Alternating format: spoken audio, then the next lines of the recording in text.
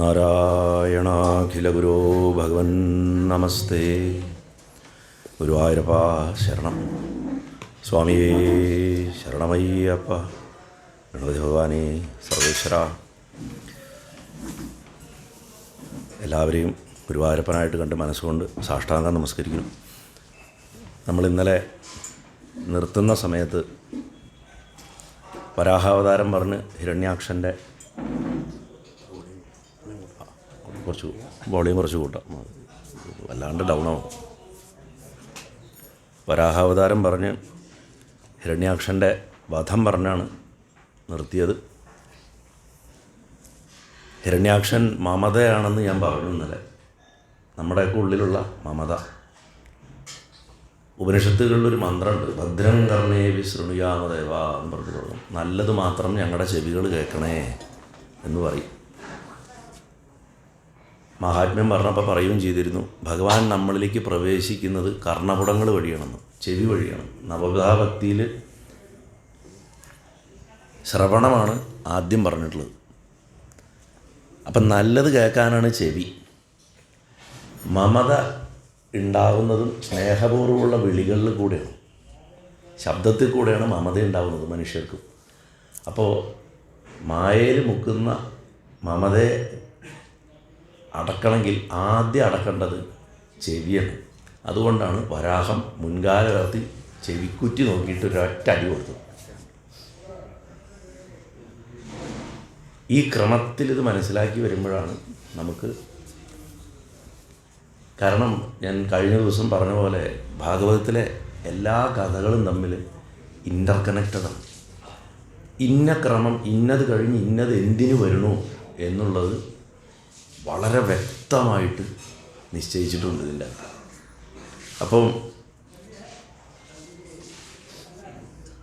വരാഹാവതാരം കഴിഞ്ഞാൽ പിന്നെ വരുന്നത്, അതായത് ഹിരണ്യാക്ഷൻ്റെ മരണം കഴിഞ്ഞു, അവനെ വധിച്ചു, ഭഗവാൻ സ്വധാമത്തിലേക്ക് ആ ചൈതന്യം തിരിച്ചു പോവുകയാണ്. ഭഗവാൻ തിരിച്ചു പോയി കഴിഞ്ഞ് കഴിഞ്ഞാൽ ഇത് മുഴുവൻ നമുക്കറിയാം ഫ്ലാഷ് ബാക്കിൻ്റെ ഉള്ളിൽ ഫ്ലാഷ് ബാക്കാണ്. അപ്പോൾ ഇത് പറഞ്ഞു കൊടുക്കുന്നത് പരീക്ഷിത്ത് ശുഗമഹർഷിയോട് ചോദിക്കുന്നതിന് ശുഗമഹർഷി പറയുന്നത്, പണ്ടു വിതുരൻ ധൃതരാഷ്ട്രയൊക്കെ ഉപേക്ഷിച്ചതിന് ശേഷം പോകുമ്പോൾ ഉദ്ധവനെ കണ്ടു.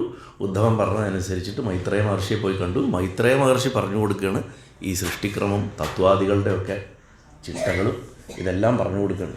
വളരെ കട്ടിയായിട്ടുള്ള ഭാഗമാണ്. ഇതിലാണ് ശരിക്കും പറഞ്ഞു കഴിഞ്ഞാൽ ബ്രഹ്മസൃഷ്ടി കുറിച്ചുള്ള കൃത്യമായിട്ടുള്ള ഒരു ഐഡിയ നമുക്ക് കിട്ടുന്നത്.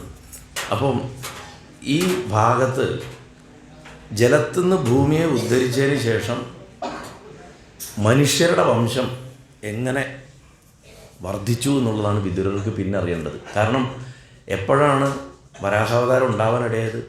മനസ്സിന്ന് മനുക്കളെ സൃഷ്ടിച്ചു, അതായത് സ്വയംഭവ മനുവിനെ, ഒന്നാമത്തെ മനുവിനെ സൃഷ്ടിച്ചു, ഒരു പത്നിയും കൊടുത്തു, വംശവൃദ്ധി ഉണ്ടാക്കാൻ പറഞ്ഞു. അവർ പറഞ്ഞു ഓക്കെ, കുഴപ്പമില്ല, പക്ഷെ ഞങ്ങൾക്ക് താമസിക്കാൻ വീട് വേണം, അച്ഛൻ തന്നെ തരണം സ്ഥലം, ഭൂമി എവിടെയില്ല, എല്ലാം ജലത്തിലാണ്. അപ്പോൾ അത് ഉദ്ധരിക്കാനാണ് ഭഗവാനെ പ്രാർത്ഥിച്ചതും വരാഹം പുറത്തു. ഇത് മറക്കരുത്, നമ്മൾ ഈ കോണ്ടെക്സ്റ്റ് മറക്കരുത്. ഇതാണ് ഇതിൻ്റെ കണക്ഷൻ.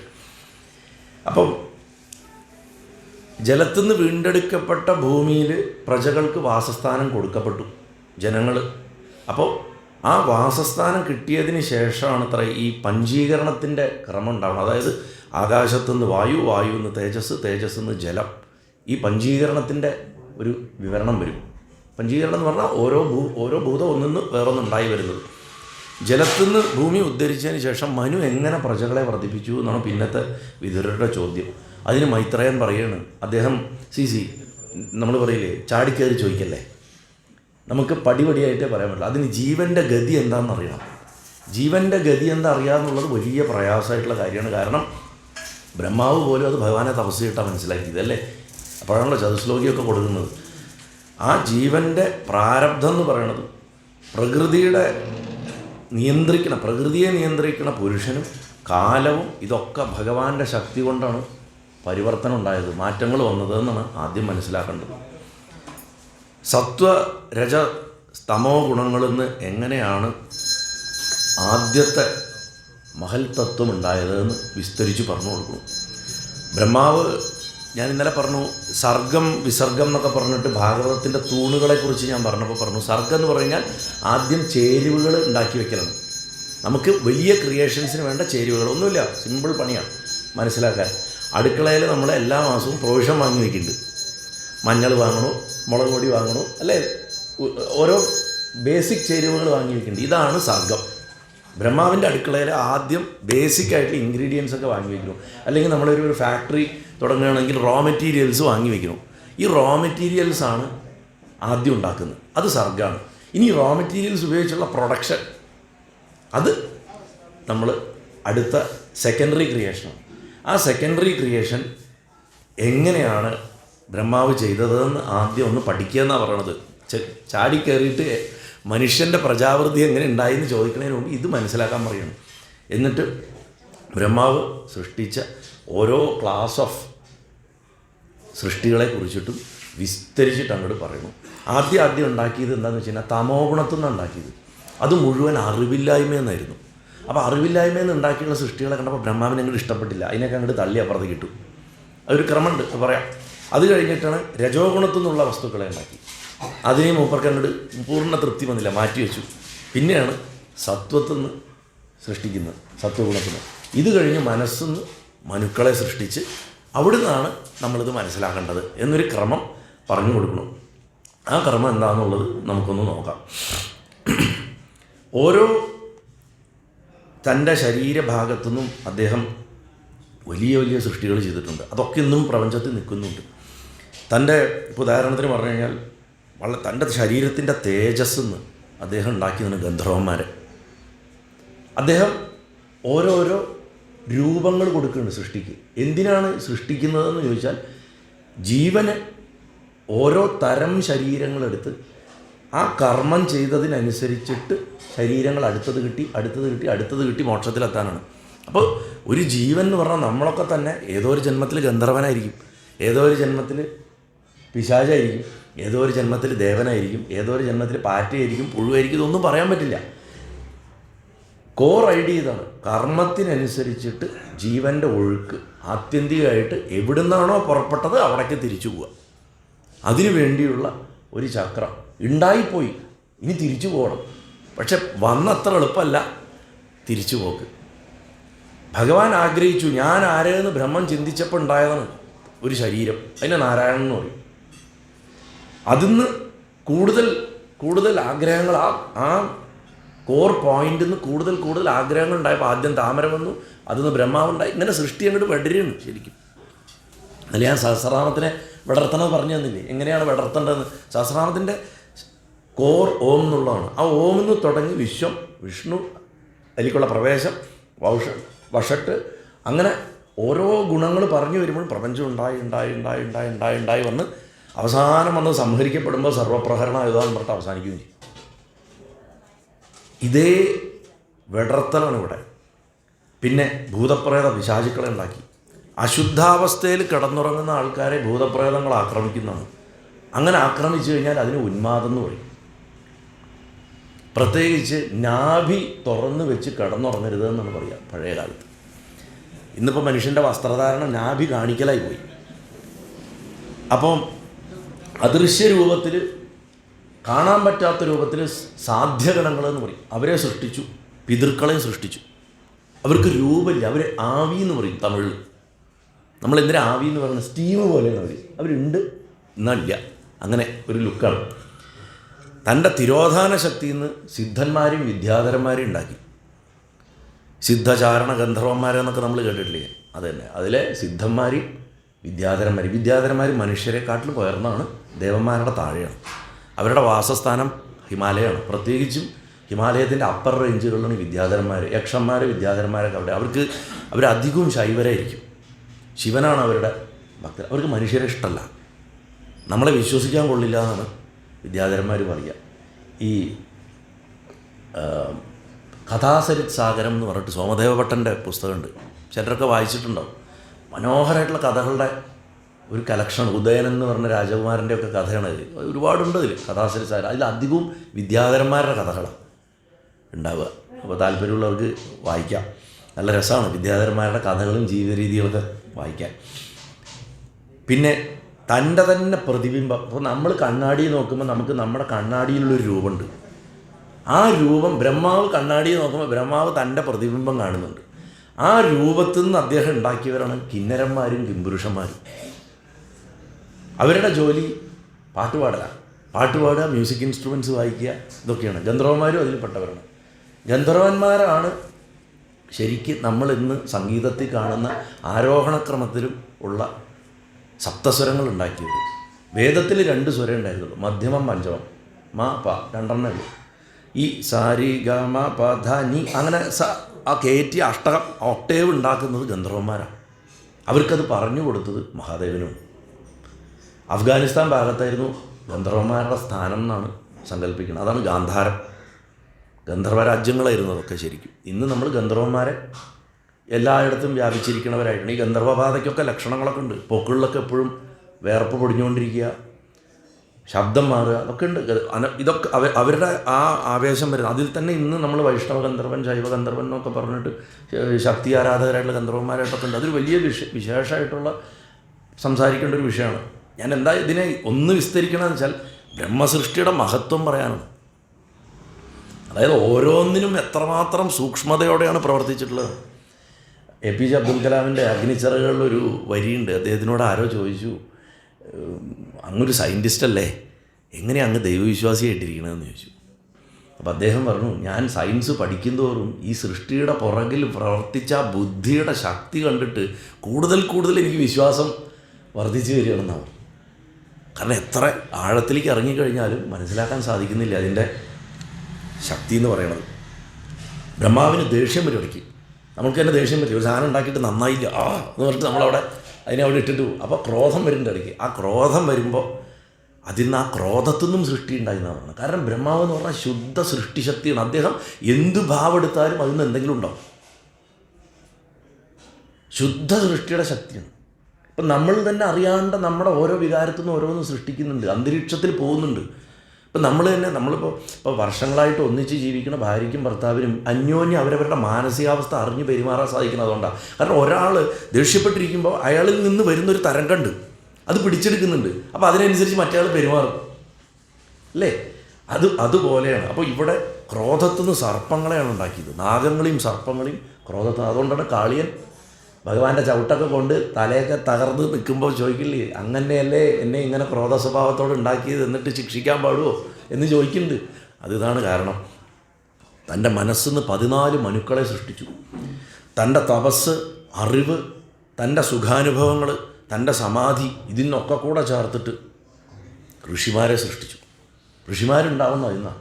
അപ്പം നോക്കൂ, ഓരോന്നിൻ്റെ ഓരോ സ്രോതസ്സാണ് കൊടുത്തിട്ടുള്ളത്. അപ്പം നമ്മൾ മനസ്സിലാക്കേണ്ടത് എന്താ വെച്ചാൽ ഈ പറഞ്ഞിട്ടുള്ള സൃഷ്ടികളൊക്കെ എന്തൊക്കെയാണെങ്കിലും ഇതൊക്കെ ഗുണത്തിനനുസരിച്ചുമാണ് സൃഷ്ടിച്ചത്. സത്വം, കാരണം റോ മെറ്റീരിയലായിട്ട് സത്വം, രജസ്, തമസ് എന്ന് പറഞ്ഞിട്ട് ഉണ്ടാക്കിച്ചിട്ട് അതിന് വേണ്ട മതി. ഇതിൽ കുറച്ച് 10% സത്വം, 20% അല്ലേ, നമ്മൾ ഇത്ര സ്പൂൺ എന്ന് പറഞ്ഞിട്ടില്ലേ, അത് തന്നെ. അങ്ങനെ ആ സ്പൂണുകൾ ഇട്ടിട്ടിട്ട് ആവശ്യമുള്ള ചേരുവകൾ റേഷ്യോയിൽ ചേർത്തിട്ടാണ് ഓരോ സൃഷ്ടിയും ഉണ്ടാക്കി കൊണ്ടുവന്നിട്ടുള്ളത്. അപ്പോൾ ഇതെന്നൊക്കെ മനസ്സിലാക്കേണ്ടതെന്ന് വെച്ചാൽ ഈ സൃഷ്ടികളൊക്കെ ഓരോ പ്രകൃതികളാണ്. ഋഷിക്കൊരു പ്രകൃതി, ഗന്ധർവനൊരു പ്രകൃതി, ദേവന്മാർക്കൊരു പ്രകൃതി, ഒക്കെ ഓരോ പ്രകൃതികളാണ്. നമ്മൾ ജ്ഞാനത്തിൻ്റെ ഭാഷയിൽ പറയുമ്പോൾ ഇതിനെ ഉപാധി, മീൻസ്, ഉപാധി വെച്ചാൽ മീൻസ്, ഇതുവഴി വേണം അടുത്ത ഘട്ടത്തിലേക്ക് കടന്ന് മോക്ഷത്തിലേക്ക് പോകാൻ. അതുകൊണ്ടാണ് അതിനെ ഉപാധി എന്ന് പറയുന്നത്. ഇതൊക്കെ ഓരോ ശരീരങ്ങളാണ്, ഓരോ പ്രകൃതികളാണ്. അതിനെ കുറച്ചുകൂടെ നമ്മൾ ഹയറായിട്ട് തിങ്ക് ചെയ്യുമ്പോൾ നമ്മുടെ ഈ ശരീരം എന്ന് പറയുന്നത് ഒരു ഉപാധിയാണ് നമുക്ക്. ഞാൻ ഇന്നലെ പറഞ്ഞു, ഇതൊരു വിസയും പാസ്പോർട്ടുമാണ്, ഇതുള്ളതുകൊണ്ടാണ് ഇങ്ങനെ കയറിയിരിക്കാൻ പറ്റണത്. ഇത് പോയാൽ ക്ഷേത്രങ്ങളുടെ ഉള്ളിൽ കയറുന്നതിൻ്റെ കഥ പറഞ്ഞില്ലേ, കാരണം ഇതൊരു ഉപാധിയാണ്. അപ്പോൾ ഈ ഉപാധിയെ സംരക്ഷിച്ച് നിർത്തുക എന്നുള്ളതാണ് നമ്മുടെ ജോലി. അതിന് വേണ്ടിയിട്ടാണ് ശരിക്കും സിദ്ധപരമ്പരകളൊക്കെ ഈ കായകൽപ്പം പോലുള്ള ചികിത്സ ഉണ്ടാക്കിയത്. അല്ലാണ്ട് സുഖം അനുഭവിക്കാൻ വേണ്ടിയിട്ട് യൗവനം നിലനിർത്താനല്ല. കാലങ്ങൾ ചിലപ്പോൾ തപസ് ചെയ്താലേ, കാരണം നമുക്കറിഞ്ഞൂടെ ഇനി നമ്മൾ അടുത്ത് എന്തായിട്ടാണ് ജനിക്കാൻ പോകണമെന്ന്. ഇപ്പം മനുഷ്യന്മുണ്ട്.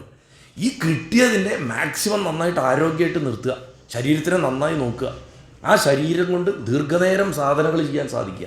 അതിന് വേണ്ടിയിട്ട് 100 വയസ്സും 200 വയസ്സും 400 വയസ്സും 500 വയസ്സും വരെയൊക്കെ സിദ്ധന്മാർ ജീവിച്ചിരിക്കാനുള്ള വിദ്യകൾ കണ്ടുപിടിച്ചത്. സിദ്ധവൈദ്യത്തിൻ്റെ അടിസ്ഥാനം അതാണ്. അല്ലാണ്ട് വെറും അസുഖം മാറ്റാനല്ല സിദ്ധവൈദ്യം ശരിക്കും കണ്ടുപിടിക്കപ്പെട്ട്, ഉപാസനയ്ക്ക് വേണ്ടിയിട്ടാണ്. കാരണം കോർ കാര്യം ഇതാണ്. നമുക്ക് അറിഞ്ഞൂടാ നമ്മൾ എത്ര കാലം ജീവിച്ചിരിക്കുന്നോ, അഥവാ നമ്മളിനി ഇപ്പം ഈ ശരീരം വിട്ട് അടുത്തത് നമുക്കൊരു മനുഷ്യ ശരീരം തന്നെ കിട്ടുമെന്ന് നമുക്കൊരു ഉറപ്പില്ല. അപ്പം ജഡഭരതൻ്റെ കഥ വരും ഇനി. അതുകൊണ്ടാണ് ഞാനിത് മുൻകൂട്ടി ഇടുന്നത്. ഇന്ന് വൈകുന്നേരം ഋഷഭാവതാരം വരും, നാളെയാണ് ഋഷഭൻ്റെ കഥയും ജഡഭരതൻ്റെ കഥയൊക്കെ നാളെ വരിക. അപ്പോൾ നാളെ നമുക്ക് മനസ്സിലാവും ഈ ശരീരം ഉള്ള സമയത്ത് ഇത് എങ്ങനെ ഉപയോഗിക്കണം എന്നുള്ളത്. ഇനി മനസ്സിലാക്കേണ്ട പ്രധാനപ്പെട്ട ഒരു കാര്യം എന്ന് വെച്ചാൽ ഈ പ്രകൃതിയും ഉപാധിയും തമ്മിലുള്ള വ്യത്യാസം മനസ്സിലാക്കണം. ഈ പ്രകൃതി എന്ന് പറയുന്നത് കോർ മെറ്റീരിയലാണ്, നമ്മുടെ അകത്തൊക്കെയുള്ള കോർ മെറ്റീരിയലാണ്. ചിലർ പറയും അയാളൊരു ചൂടനാണ്, ചിലർ പറയും അയാൾ വളരെ ശാന്തനാണ് എന്ന് പറയും. ഇതിനൊക്കെ അടിസ്ഥാനം എന്താ? നമ്മുടെ അകത്ത് ഏതോ ഒരു ഗുണം വർദ്ധിച്ചിരിക്കണ അനുസരിച്ചാണ്. സത്വഗുണം വർദ്ധിച്ചിരിക്കണ ഒരുത്തൻ ശാന്തനായിരിക്കും, രജോഗുണം വർദ്ധിച്ചിരിക്കുന്ന ആൾ ഭയങ്കര ആക്റ്റീവായിരിക്കും, നല്ല ഓർഗനൈസറായിരിക്കും, പെട്ടെന്ന് ദേഷ്യം വരും, ചാടി ഇറങ്ങി നടന്ന് എല്ലാ പണിയെടുക്കും. തമോഗുണമുള്ള ആൾ എപ്പോഴും ഇങ്ങനെ തൂങ്ങി പിടിച്ചിരിക്കും. ഇതല്ലേ സംഭവിക്കുന്നത്. അപ്പോൾ ഇത് തന്നെ നമ്മൾ ഓരോരുത്തരിലും സമയത്തിനും കാലത്തിനും ഒക്കെ മീൻസ് സ്ഥലത്തിനും അനുസരിച്ച് മാറ്റം വരാം. ചിലർക്ക് അമ്പലത്തിൽ വന്ന് ഇരുന്നാലേ ഉറക്കം വരുള്ളൂ, അല്ലേ? അപ്പോൾ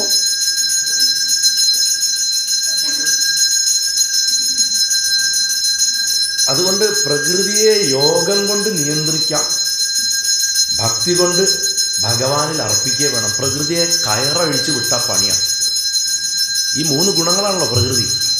ഈ 3 ഗുണം എത്ര ശാന്തനാണെങ്കിലും ശരി, എത്ര രജോഗുണക്കാരനാണെങ്കിലും ശരി, എത്ര തമോ ഗുണാണെങ്കിലും ശരി, പ്രകൃതിയെ മറികടക്കാണ്ട് ഈ ഉപാധി കൊണ്ട് ഗുണമില്ല.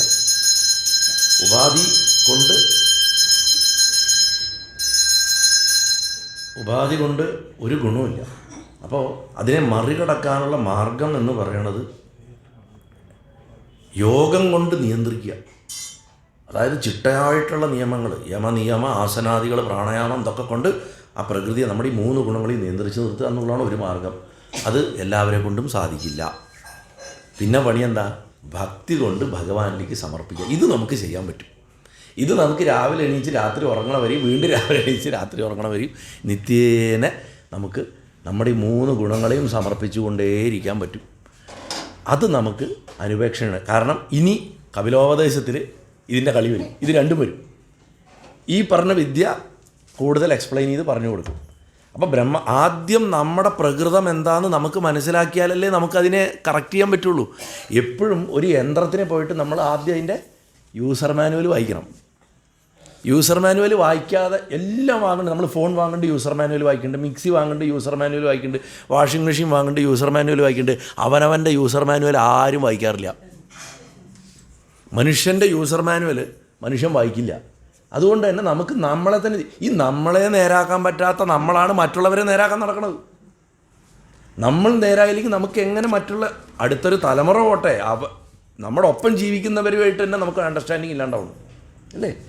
അപ്പോൾ അവിടെ അവനവൻ്റെ യൂസർ മാനുവൽ വായിക്കണം. ആ യൂസർ മാനുവൽ വായിച്ചു കഴിഞ്ഞാലാണ് നമുക്ക് ഇത് കിട്ടുക. അതുകൊണ്ടാണ് ഇവിടെ യൂസർ മാനുവലിൻ്റെ സ്ട്രക്ചറാണ് ഇവിടെ പറഞ്ഞു തരണത്.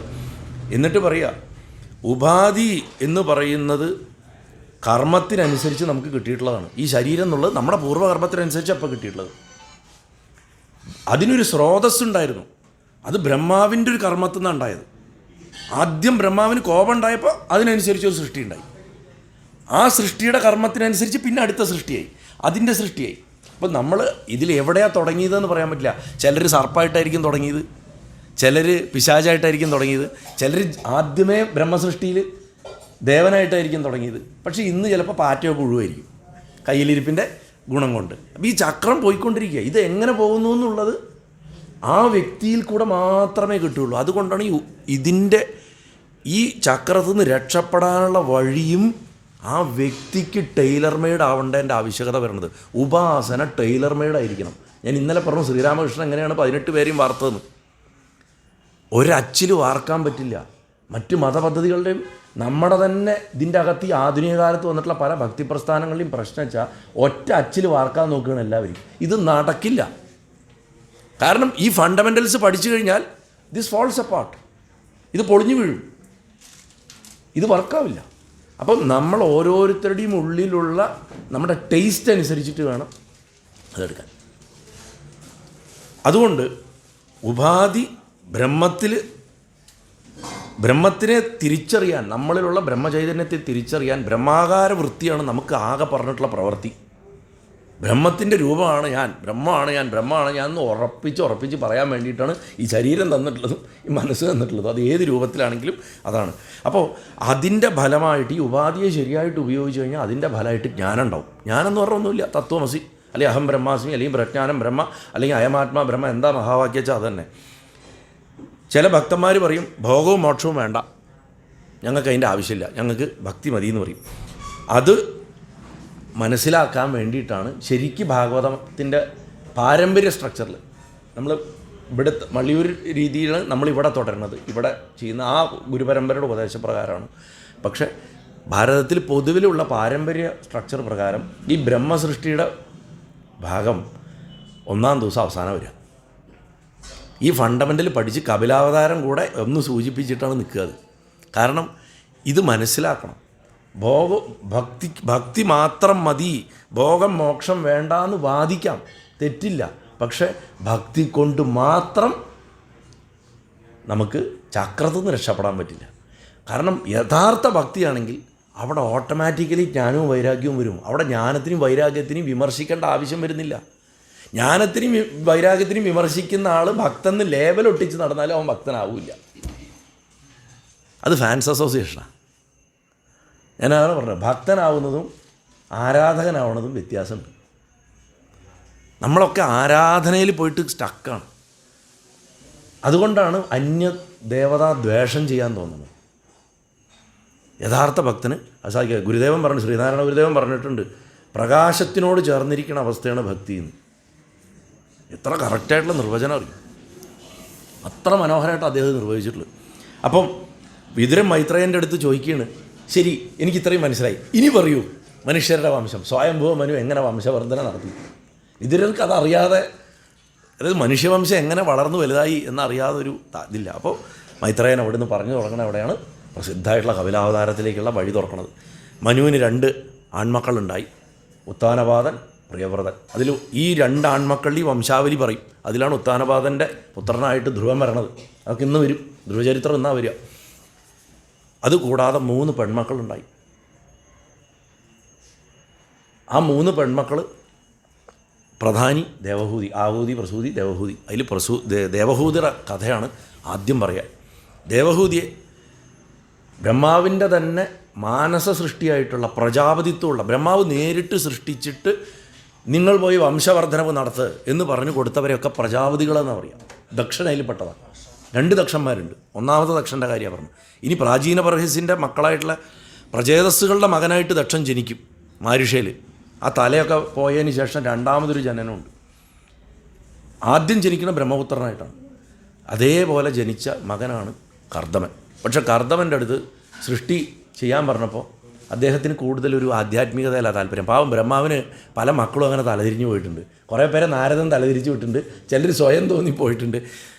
കുടുംബം ഉണ്ടാക്കുക, കല്യാണം കഴിക്കുക പറഞ്ഞാൽ വേണ്ട ആച്ചാ ഞങ്ങൾ സന്യസിക്കാം എന്ന് പറഞ്ഞിട്ട് അങ്ങോട്ട് പോയി കളയും. അങ്ങനെ ബ്രഹ്മാവിന് ഒരുപാട് വിഷമം ഉണ്ടാക്കിയിട്ടുണ്ട് പല മക്കളും. അപ്പോൾ ഈ കർദമന് വിവാഹം കഴിച്ച് കൊടുത്ത കഥയാണ് ഇനി വരുന്നത്. ഇതിൽ ദേവഹൂതി എന്ന് പറയുന്ന ശബ്ദത്തിൽ, ആ വാക്കിൽ, ആ പേരിലെ ദേവശബ്ദം, ദിവ് എന്നുള്ള ധാതു പ്രകാശം, അതിൻ്റെ രൂപമുള്ളവൻ ദേവൻ, അതിൻ്റെ രൂപമുള്ളവൾ ദേവി. ഇനി ന്യൂട്രൽ ജെൻഡറായിട്ട് പറഞ്ഞ ആണുമല്ല പെണ്ണുമല്ലാതെ പറഞ്ഞാൽ ദേവത. അതാണ് ശരിക്ക് ശബ്ദം. അപ്പോൾ പ്രകാശത്തിൻ്റെ രൂപം ഉണ്ടാവും, പ്രകാശമായിരിക്കും, ലൈറ്റിൻ്റെ ബോഡിയുള്ള ആളാണ് ദേവൻ അഥവാ ദേവി. അതിലാ ദേവശബ്ദം ഈ കർദമ ശബ്ദത്തിലെ ദമ എന്നുള്ള ശബ്ദം, ദമം വെച്ചാൽ നിയന്ത്രണം, ആ എടുത്തു കഴിഞ്ഞാൽ ഇന്ന് മനസ്സിലാക്കാം ഈ ദിവ് എന്നുള്ള ശബ്ദം ദേവശബ്ദം കൊണ്ട് ഭക്തിയാണ്. കാരണം ഞാൻ നേരത്തെ അതിനാണ് ഞാൻ ഗുരുദേവൻ്റെ കോട്ട് പറഞ്ഞത്.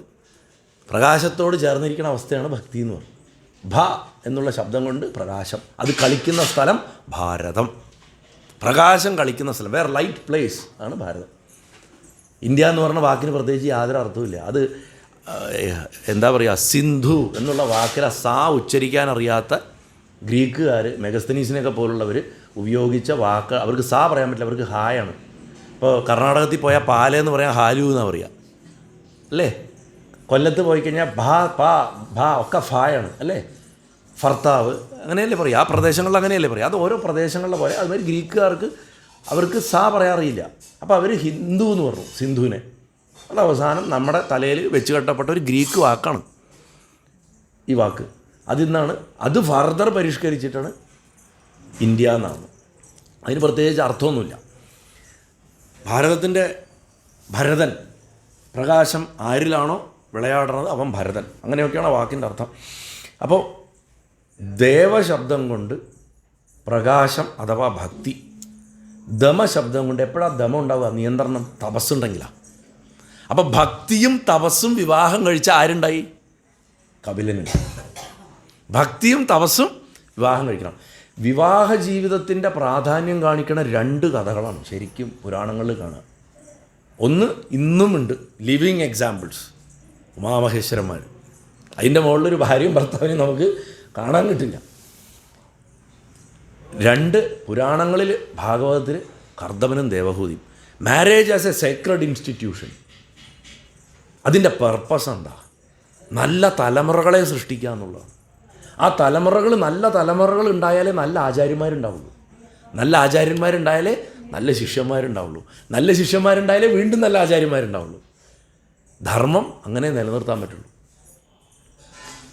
ഇപ്പോൾ കുറച്ച് കാലം മുമ്പ് ഞാൻ ഈ സർക്കാരിൻ്റെ എന്താ പറയുക ഒരു കമ്മിറ്റിയിൽ, സബ് കമ്മിറ്റിയിൽ വന്നപ്പോൾ ഈ തന്ത്രവിദ്യാഭ്യാസ പരിഷ്കരണമായിട്ട് ബന്ധപ്പെട്ടിട്ട് വന്ന സമയത്ത് ആദ്യ റിപ്പോർട്ടിൽ എഴുതി വെച്ചൊരു കാര്യമാണ് ക്ഷേത്രത്തിലെ ശാന്തി പ്രവൃത്തി പഠിപ്പിക്കണ ഇൻസ്റ്റിറ്റ്യൂട്ടുകളെക്കുറിച്ച്. അപ്പോൾ ഇന്നലെ ഞാൻ മഹിചേട്ടനായിട്ട് സംസാരിച്ചു.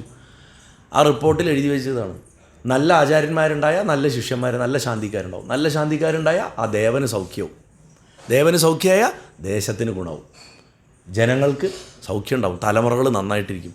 അപ്പോൾ ഇത് മുഴുവൻ ഇൻ്റർ റിലേറ്റഡാണ്. അറിവ് ഒഴുകുമ്പോഴാണ് ശരിക്കും സൗഖ്യം ഉണ്ടാവണമെന്ന് ഇന്നും ആൾക്കാർ മനസ്സിലാക്കുന്നില്ല.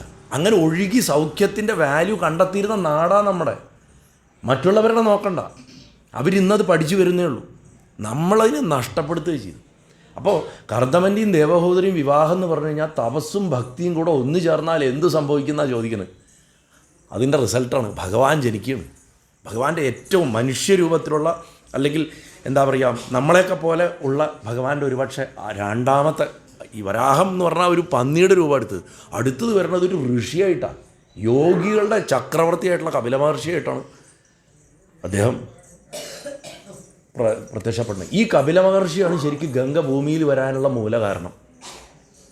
സകരൻ്റെ മക്കളെ അശ്വമേധം ചെയ്തിട്ട് കുതിരയെ നോക്കിപ്പോയപ്പോൾ കപിലൻ്റെ ആശ്രമത്തിൽ കിടന്ന് തിരിയണം കണ്ടു. കപിലനെ അവർ അധിക്ഷേപിച്ചു. കപിലൻ വെറുതെ കണ്ണും തുറന്ന് ഇങ്ങനെ നോക്കിയത്. അവർ കത്തി കരിഞ്ഞ് അങ്ങോട്ട് ഇല്ലാണ്ടായിപ്പോയി. പിന്നെ അവർക്ക് ഗതി ഉണ്ടാക്കാൻ വേണ്ടിയിട്ടാണ് ഈ ദിലീപൻ, ഭഗീരഥൻ തുടങ്ങിയിട്ടുള്ള തലമുറകൾ, അംശുവാനൊക്കെ തപസ് ചെയ്ത് ഗംഗയെ കൊണ്ടുവരണത്. അപ്പോൾ അവിടെയും കപില മഹർഷിക്ക് ഒരു റോള് വരും ഇനി കുറച്ച് കഴിയുമ്പോൾ. അപ്പം കപിലോപാഖ്യാനത്തിൽ കപിലൻ്റെ ഉപദേശം ഓൾമോസ്റ്റ് പറഞ്ഞിട്ടാണ് ഇന്ന് ആചാര്യൻ നിർത്തിയിട്ടുള്ളത്. ഉപദേശം വരെ എത്തി. അമ്മയ്ക്ക് ഉപദേശിച്ച് എന്ത് രസമല്ലേ മകൻ അമ്മയ്ക്ക് ഉപദേശിക്കുക.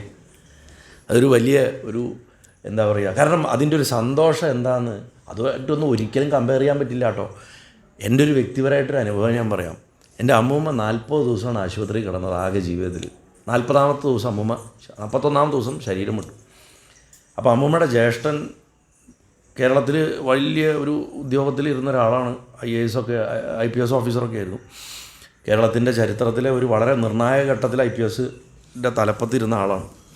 അദ്ദേഹത്തിനൊക്കെ എന്താ വെച്ചാൽ അദ്ദേഹത്തിന് ശ്രീവിദ്യാ ദീക്ഷയൊക്കെ ഉണ്ട്. ഒരുപാട് കാര്യങ്ങൾ അറിയണ ആളാണ്. എന്താ പറയുക, പുസ്തകങ്ങൾ അനവധി എഴുതിയിട്ടുണ്ട്. എൻ്റെ അമ്മൂമ്മ എന്ന് പറഞ്ഞു കഴിഞ്ഞാൽ അമ്മൂമ്മയ്ക്ക് 2.5 വയസ്സിൽ അമ്മൂമ്മയുടെ അമ്മ മരിച്ചുപോയി. ഒടുവിലത്തെ അനിയത്തിയാണ്. ഈ മൂത്ത ചേട്ടനൊന്നും കിട്ടിയ സൗകര്യങ്ങളൊന്നും അമ്മൂമ്മയ്ക്ക് കിട്ടിയിട്ടില്ല. വളരെ ബേസിക്കായിട്ടുള്ള അണ്ടർസ്റ്റാൻഡിങ്ങുകൾ അമ്മൂമ്മയ്ക്കല്ല. എനിക്കിപ്പോഴും ഓർമ്മയുണ്ട്, പാലക്കാട് പാലന ആശുപത്രിയിൽ കിടക്കുമ്പോൾ അമ്മൂമ്മ ലാസ്റ്റ് അമ്മൂമ്മയ്ക്ക് ലൂപ്പായത് ലളിതാ സഹസ്രനാമത്തിലെ ചതുഷ്ഷഷ്ടി കലാമയി എന്നുള്ള നാമമാണ്. അതിങ്ങനെ ആവർത്തിക്കും. അത് കഴിഞ്ഞിട്ട് കിട്ടില്ല. അപ്പോൾ ചോദിക്കും, ഇടയ്ക്ക് വരണവരോടൊക്കെ ചോദിക്കും. അപ്പോൾ അമ്മൂമ്മയുടെ ചേട്ടൻ കാണാൻ വന്നപ്പോൾ നീ എന്താ ബേബി ഇങ്ങനെ ഇത് പറഞ്ഞുകൊണ്ടിരിക്കണേ, ഇത് നീ എവിടുന്നാണ് പഠിച്ചത് ചോദിച്ചു. അപ്പോൾ അദ്ദേഹത്തിനൊന്നും വിശ്വസിക്കാൻ വയ്യ. അമ്മൂമ്മയ്ക്ക് ലളിതാ സഹസ്രനാമം കാണാതെ അറിയുന്നു. അതായത് അവർ കണക്കാക്കിയിട്ടില്ല അമ്മൂമ്മയ്ക്ക് അത് അറിയുന്നു. അമ്മൂമ്മയ്ക്ക് അത്ര നോളജൊന്നും ഇല്ല എന്നുള്ളൊരു അണ്ടർസ്റ്റാൻഡിങ്. അന്ന് അമ്മൂമ്മ എൻ്റെ അടുത്ത് പറഞ്ഞിട്ടുണ്ട്, പണ്ട് എനിക്ക് അറിയില്ലായിരുന്നു ഏട്ടാ, എൻ്റെ പേരമക്കളാണ് എന്നെ പഠിപ്പിച്ചത് പറഞ്ഞു. ഞാൻ മറക്കില്ല. അത് അത് പറയും. ആ വികാരം എന്താണെന്ന് ഞാൻ മനസ്സിലാക്കിയത് ശരിക്കും ദേവഹൂതി കപിലനെ സ്തുതിക്കണ ഭാഗത്ത് എന്ത് മനോഭാവത്തോടെയായിരിക്കും ആ മകനെ സ്തുതിച്ചത് ആ ഗുരുവായൂരപ്പനെന്ന് നമുക്ക് മനസ്സിലാവും. നമ്മൾ പറയണത് മനുഷ്യൻ്റെ ബന്ധത്തിലൊരു കാര്യമാണ്. അപ്പോൾ ആ തലത്തിൽ ആലോചിച്ച് നോക്കൂ. ദേവഹൂതി എന്ന് പറഞ്ഞു കഴിഞ്ഞാൽ എത്ര ഉത്തമമായിട്ടൊരു സ്ത്രീയാണ്. ആ അമ്മ പറയുകയാണ്, എനിക്ക് ശരീരബോധം പോയിട്ടില്ല, ഞാൻ മായയെ കുടുങ്ങിക്കിടക്കണ മകനെ നീ എനിക്ക് ഉപദേശിച്ചതാന്ന് പറയണമെങ്കിൽ ആ അമ്മയുടെ മനസ്സിൻ്റെ ഗ്രേറ്റ്നെസ് എന്തായിരിക്കും എന്ന് ആലോചിച്ച് നോക്കൂ. അത് വെറുതെ ഭഗവാനാണ് തൻ്റെ മകൻ എന്ന് അറിഞ്ഞിട്ട് എന്നുള്ളത് മാറ്റിവെക്കും അവിടെ. ഈ അമ്മ മകൻ എന്ന് പറയുന്നൊരു സംഭവം ഉണ്ടല്ലോ എപ്പോഴും, അതിൽ അമ്മയ്ക്ക് എപ്പോഴും അധീശത്വം കൂടും അല്ലേ? അതാണ്. അപ്പോൾ ഈ കർദമൻ സരസ്വതി തീരത്ത് 10,000 വർഷം തപസ് ചെയ്തു എന്നാണ് പറയണത്.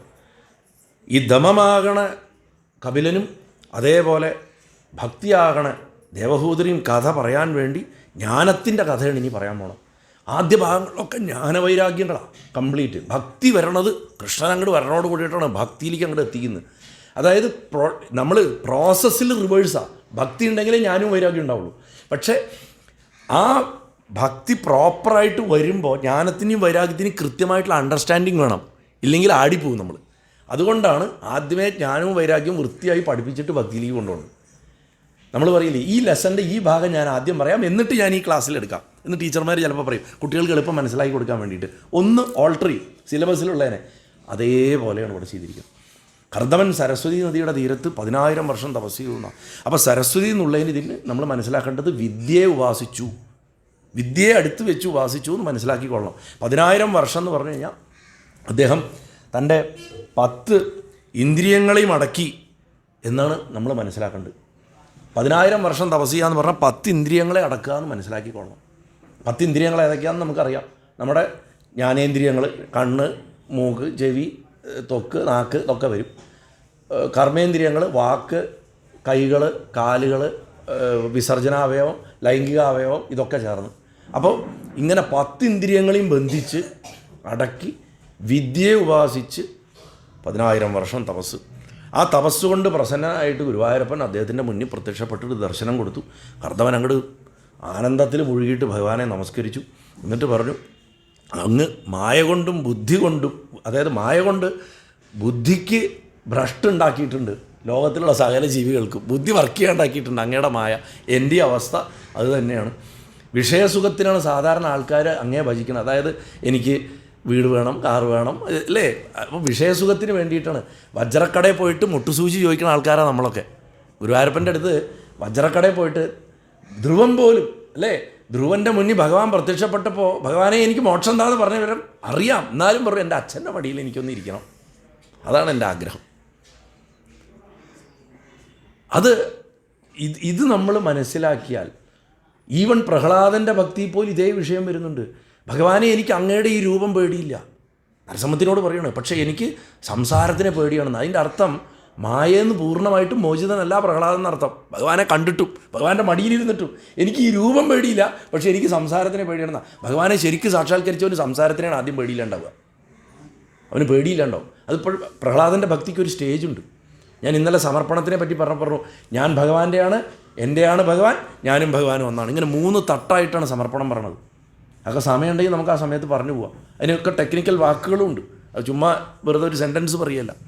ഭക്തിക്ക് അതിനേതായിട്ടുള്ള, ഇപ്പോൾ നമ്മൾ പെട്ടെന്നുള്ള മുക്തിക്ക് സദ്യോമുക്തി, അല്ലെങ്കിൽ ഗ്രാജുവലായിട്ടുള്ള മുക്തിക്ക് ക്രമമുക്തി എന്നൊക്കെ പറഞ്ഞാൽ ഇതിനൊക്കെ സംജ്ഞകൾ കൊടുത്തിട്ടുണ്ട്. അങ്ങനെ കർദമൻ്റെ ആ ആവശ്യം എന്താ വെച്ചാൽ, മായയെ പൂർണ്ണമായിട്ട് ജയിക്കാൻ കഴിയാത്തത് കൊണ്ട് എനിക്ക് ഭോഗത്തിൽ ഇച്ഛയുണ്ട്. നിഷ്കളങ്കനാണ്, സത്യം പറയാണ്. ഭഗവാൻ പ്രത്യക്ഷപ്പെട്ട് ഭഗവാനെ സൂചിപ്പിക്കാൻ വേണ്ടി, എനിക്ക് സന്യാസം മതി, അകത്ത് ജീവിതത്തിനോട് ആസക്തിയുള്ള ഒരുത്തൻ പുറത്ത് പോയിട്ട് ഞാൻ ഭയങ്കര വൈരാഗ്യമാണെന്ന് നുണ പറഞ്ഞു കഴിഞ്ഞാൽ അവസ്ഥ എന്താവും? അതില്ല കർദമന്. കർദമൻ സത്യം പറഞ്ഞു, എനിക്ക് ശരീരത്തിൻ്റെ ആഗ്രഹങ്ങൾ അടങ്ങിയിട്ടില്ല, ഭോഗേച്ഛയുണ്ട് എനിക്ക്, എന്നാൽ എനിക്ക് മോക്ഷം വേണം താനും. അങ്ങനെ ഞാൻ അറിയണു, അങ്ങ് എൻ്റെ മുന്നിൽ പ്രത്യക്ഷപ്പെട്ടിരിക്കുകൊണ്ട് എനിക്ക് ഭോഗവും മോക്ഷവും തന്ന് അനുഗ്രഹിക്കണം എന്നാണ് പറഞ്ഞു. രണ്ടും വേണമെന്ന് പറഞ്ഞു. തെന്നാലിരാമൻ്റെ മുന്നിൽ ഒരു കയ്യിൽ മധുരമുള്ള പാലും മറു കയ്യിൽ നല്ല പുളിയുള്ള തൈരും വെച്ചിട്ട് കാളി പ്രത്യക്ഷപ്പെട്ടിട്ട് ഇതിലേതാ വേണ്ടത്? ഇത് അറിവിൻ്റെ പാലാണ്, ഇത് ധനത്തിൻ്റെ ഐശ്വര്യത്തിൻ്റെ തൈരാണെന്ന് പറഞ്ഞു. അങ്ങനെ ആലോചിച്ച് രണ്ടും തട്ടിപ്പറിച്ച് കഴിച്ചു. നീ എന്താ കാണിച്ചതെന്ന് ചോദിച്ചു. അപ്പോൾ പറഞ്ഞു, ഇത് രണ്ടും ഒന്നിച്ച് കിട്ടിയില്ല, എന്താ അമ്മേ കാര്യമെന്ന്. കാരണം ഇതൊന്ന് മാത്രം കിട്ടിയിട്ട് കാര്യമില്ലല്ലോ. അപ്പോൾ രണ്ടും വേണം എന്ന് പറഞ്ഞിട്ട് കഴിച്ചു. ഇവിടെ കർദമനും ഏകദേശം അതാ പറയണത്, പക്ഷേ വിനയത്തോടെ പറയണം. അപ്പോൾ ഭഗവാൻ പറഞ്ഞു, നിൻ്റെ ഇച്ഛ സഫലമാക്കാൻ വേണ്ട കാര്യങ്ങളൊക്കെ ഞാൻ മുന്നേ ചെയ്തിട്ടുണ്ട്. സ്വയംഭവ മനു ഭാര്യയായിട്ടുള്ള ശതരൂപടൊപ്പം നിൻ്റെ ആശ്രമത്തിലേക്ക് ഇപ്പോൾ വൈകാണ്ട് വരും. അവർ മകളായിട്ടുള്ള ദേവഹൂതിക്ക് നല്ല അനുരൂപനായിട്ടുള്ളൊരു വരനെ അന്വേഷിച്ച് നടക്കുകയാണ്. നീ അവളെ സ്വീകരിക്കണം. അവരിൽ നിൻ്റെ വീര്യം കൊണ്ട് ദേവഹൂതിയിൽ 9 കന്യകമാരുണ്ടാവും. അവരെ മരീചി തുടങ്ങിയിട്ടുള്ള മഹർഷിമാരൊക്കെ വിവാഹം കഴിക്കും. കർമ്മഫലങ്ങളെയൊക്കെ അവസാനം എന്നിൽ അർപ്പിച്ചിട്ട് നീയും എന്നിൽ ചേരും. അതിലൊരു സംശയമില്ല. നിനക്ക് ജ്ഞാനമുണ്ടാകുന്നതോടെ സകല ജഗത്തിലും നിനക്ക് എന്നെ കാണാൻ സാധിക്കും. അതുകൊണ്ട് എന്നിട്ടും അഭിസംബോധന ചെയ്യണത് ഒന്ന് ആലോചിച്ച് നോക്കൂ. കർദമൻ ഭഗവാന്റെ പേരക്കുട്ടിയെ ശരിക്കും മഹാമുനിയെ എന്നാണ് വിളിക്കണം. ഭഗവാന്റെ രീതി അതാണ്. ഇപ്പോൾ ഞാൻ പറഞ്ഞു, സനൽകുമാരൻ സനകാദികൾ വന്നപ്പോൾ ചെരുപ്പൊക്കെ അഴിച്ചു വെച്ചിട്ട് ഭഗവാൻ അവരുടെ അടുത്ത് മാപ്പ് പറയാൻ വേണ്ടിയിട്ട്, ജയവിജയന്മാരുടെ തെറ്റിന് മാപ്പ് പറയാൻ വേണ്ടിയിട്ട്, അതായത് പരിചാരകർ തെറ്റ് ചെയ്താൽ യജമാനാണ് അതിൻ്റെ റെസ്പോൺസിബിലിറ്റി എന്ന് പറഞ്ഞിട്ട് വന്നു എന്നാണ് പറഞ്ഞത്. അതേപോലെ ഇവിടെ മഹാമുനിയെന്ന് വിളിച്ചിട്ട് പറയുകയാണ്, ഞാനും നിൻ്റെ ക്ഷേത്രമായിട്ടുള്ള നിൻ്റെ ക്ഷേത്രം, അതായത് പുരുഷൻ്റെ ക്ഷേത്രം സ്ത്രീയാണ്, നിൻ്റെ ക്ഷേത്രമായിട്ടുള്ള ദേവഹൂതിയിൽ എൻ്റെ അംശത്തെ പ്രവേശിപ്പിച്ച് കപിലൻ്റെ രൂപം ധരിച്ച് സാംഖ്യശാസ്ത്രത്തിനെ ഞാൻ രചിക്കും. അത് ലോകം മുഴുവൻ പ്രസിദ്ധമാവുകയും ചെയ്യും. ഇനി മറ്റൊരവതാരത്തിലാണ് ഈ സാംഖ്യം മറഞ്ഞുപോയി. സാംഖ്യം കടുകട്ടിയായിട്ടുള്ള തിയറിയാണ്. അതിനൊരു പ്രായോഗിക വശം കപിലൻ പറയുന്നില്ല. ശരിക്കും അമ്മയ്ക്ക് പറഞ്ഞു കൊടുക്കുമ്പോൾ തിയറിയാണ് പറഞ്ഞു കൊടുക്കണം. അതിൻ്റെ പ്രായോഗിക വശം പറയാൻ ഇത്രയും കാലം കഴിഞ്ഞ് ദ്വാപരയുഗത്തിൽ ഭഗവാൻ ജനിക്കേണ്ടി വന്നു. ആ പടക്കളത്തിൽ ഭഗവത്ഗീതയുടെ 2ാമത്തെ ചാപ്റ്ററിലാണ് സാംഖ്യത്തിൻ്റെ പ്രാക്ടിക്കൽ പറഞ്ഞത്. അത് കൃഷ്ണൻ്റെ സാംഖ്യ. ഈ സാംഖ്യത്തിൽ നിന്ന് കുറച്ച് വ്യത്യാസം ഉണ്ടായിരുന്നു. എല്ലാവരും വിചാരിക്കും ആ സാംഖ്യമാണ് ഈ സാംഖ്യം. കൃഷ്ണൻ്റെ സാംഖ്യം എന്ന് പറഞ്ഞാൽ കുറെ കൂടെ പ്രായോഗികമാണ്. നമ്മുടെ കാലഘട്ടത്തിലേക്ക് എങ്ങനെ സാംഖ്യത്തിനെ ഇറക്കിക്കൊണ്ടുവരിക എന്നുള്ളതാണ് ഭഗവാൻ ചെയ്തിട്ടുള്ളത്. കാരണം ഭഗവാന്റെ മുകളിലൊരു വലിയ സൈക്കോളജിസ്റ്റ് ഉണ്ടായിട്ടില്ല ഈ ഭൂമിയിൽ. മനുഷ്യൻ്റെ മനസ്സിനെ ശരിക്കറിഞ്ഞ് അതിനനുസരിച്ചിട്ടാണ് ഇത് കൊടുത്തിരിക്കുന്നത്. അപ്പോൾ ഭേദബുദ്ധിയുള്ള ജീവന് വൈകുണ്ഠത്തിൽ ഇരുന്നാൽ പോലും കുഴപ്പമാണ്. വികുണ്ഠത എന്ന് പറഞ്ഞാൽ സകല സംശയങ്ങളും അവസാനിച്ച ബ്രഹ്മപദമാണെന്ന് ഞാൻ പറഞ്ഞു. അവിടെയും ഉള്ളിൽ ചെറിയ ഭേദബുദ്ധി നിന്നാൽ കുഴപ്പമാണ്. ആ സെക്കൻഡിൽ പിന്നെ അവിടെ നിൽക്കാൻ പറ്റില്ല. അതാണ് ജയവിജയന്മാർക്ക് പറ്റിയത്. അവർക്ക് ഭേദബുദ്ധി വന്നു. വസ്ത്രം ധരിച്ചു വരണം, വസ്ത്രം ധരിച്ചു വരാത്തവൻ കയറാൻ പാടില്ല. ഭേദബുദ്ധിയാണ്. ഇവർ വസ്ത്രം ധരിച്ചല്ല വന്നത്, കൊച്ചുകുട്ടികളാണ്. പിന്നെ ചെറിയ പിള്ളേർ അതും ഭേദബുദ്ധിയാണ്. ഇതൊക്കെ ഭേദബുദ്ധി. അപ്പോൾ ഭേദബുദ്ധിയുള്ളവർക്ക് അവിടെ നിൽക്കാൻ പറ്റില്ല. ഭേദബുദ്ധി പോകണമെങ്കിൽ അനവധി ജന്മങ്ങൾ ചിലപ്പോൾ വീണ്ടും ജനിക്കേണ്ടി വരും. അനവധി വിഷമതകൾ സഹിക്കേണ്ടി വരും. അസുരയോനികളിൽ പോയിട്ട് ജനിക്കേണ്ടി വരും. എന്നിട്ട് വീണ്ടും പടിപടിയായിട്ട് ശുദ്ധിക്രിയ കിട്ടിയിട്ട് വേണം വരാൻ. അങ്ങനെ സംഭവിച്ചത് കൊണ്ടാണ് ജയവിജയന്മാരുണ്ടായത്. കർദമനെ പോലെ ഒരേപോലെ ഭോഗമോക്ഷങ്ങൾ ആഗ്രഹിക്കുന്ന അപൂർവ ആൾക്കാരാണുള്ളത്.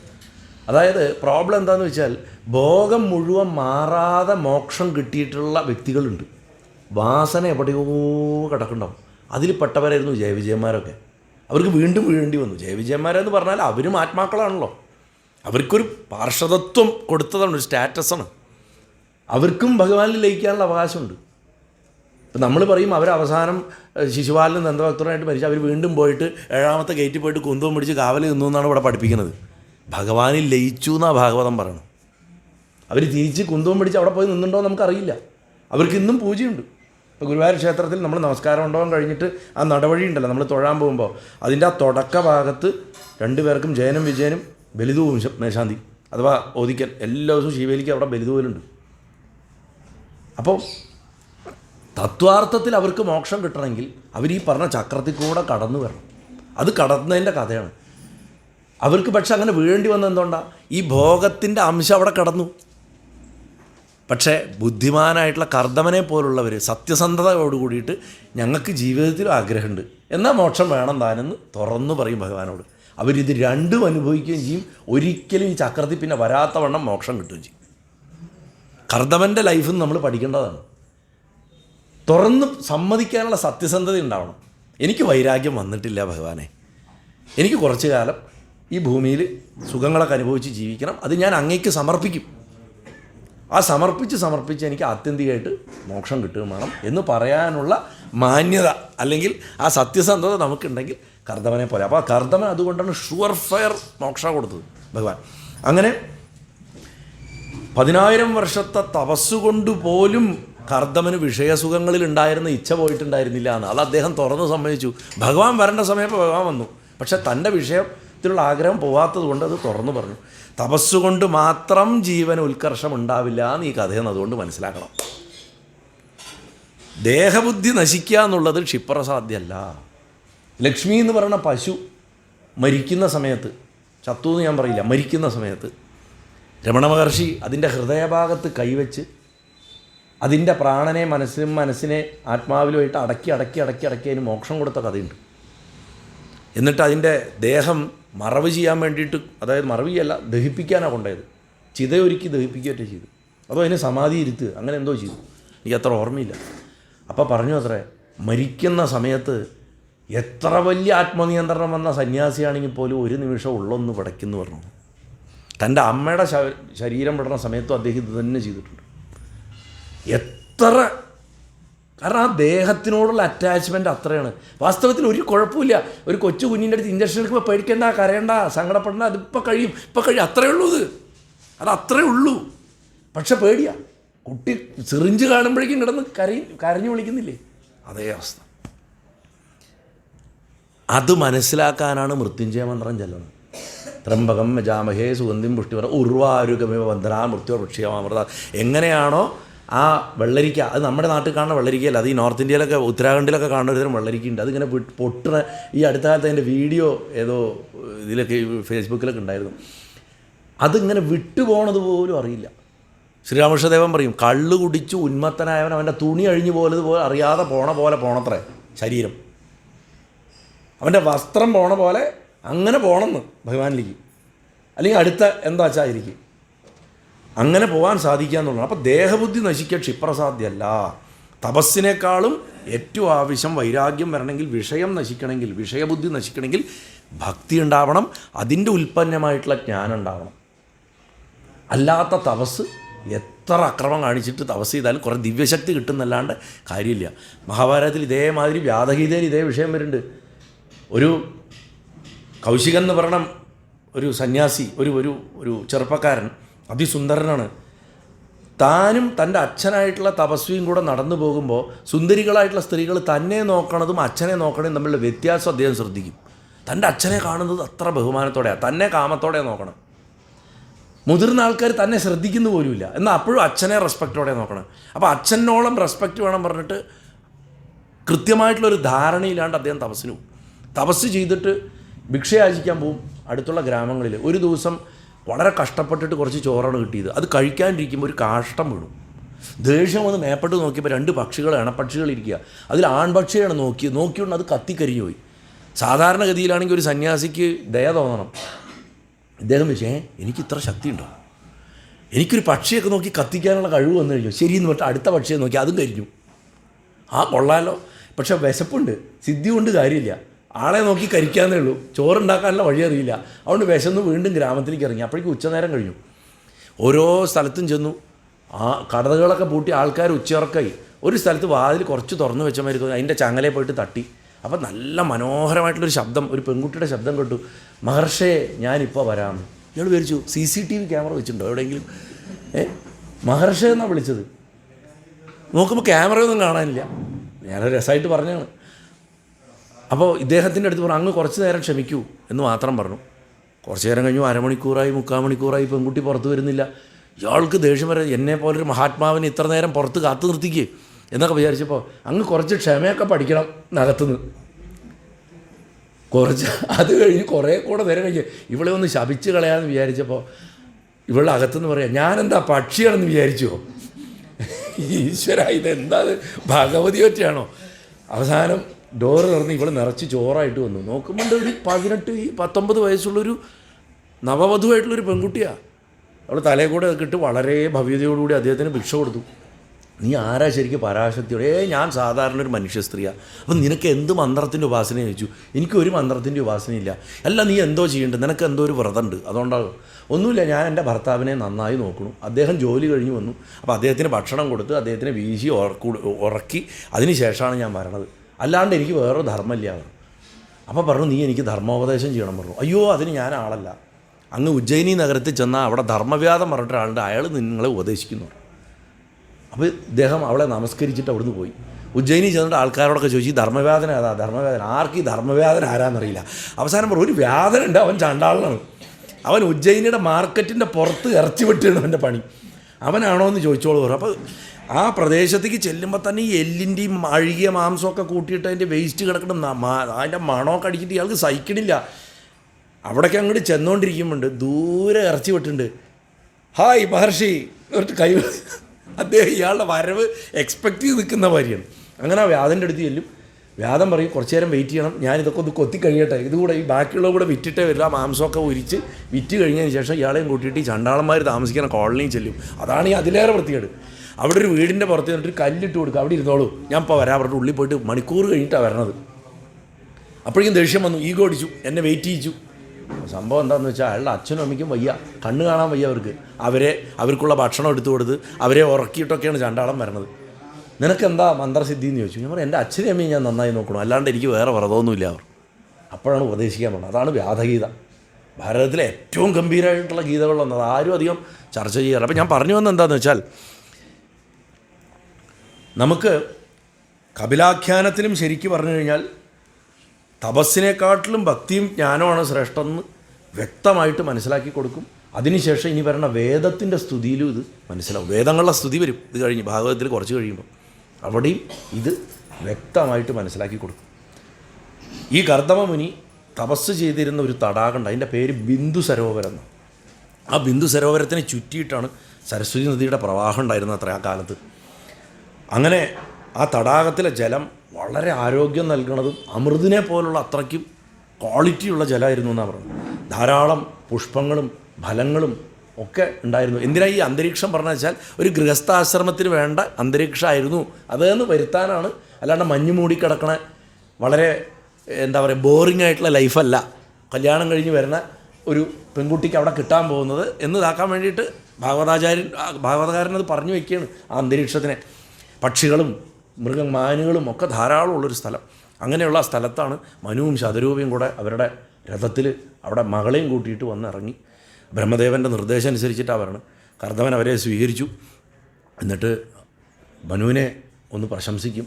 ഭഗവാന്റെ പാലന ശക്തിയുടെ രൂപമാണ് അവിടുന്നതെന്നാണ് പറഞ്ഞത് മനു കാരണം മനുഷ്യവംശത്തിൻ്റെ സ്രഷ്ടാവാണ്, അല്ലെങ്കിൽ തുടക്കക്കാരനാണ്. അതായത് നാരായണൻ്റെ പാലന ശക്തിയുടെ ഒരു ഫോഴ്സാണ്, ഒരു രൂപമാണ് മനു.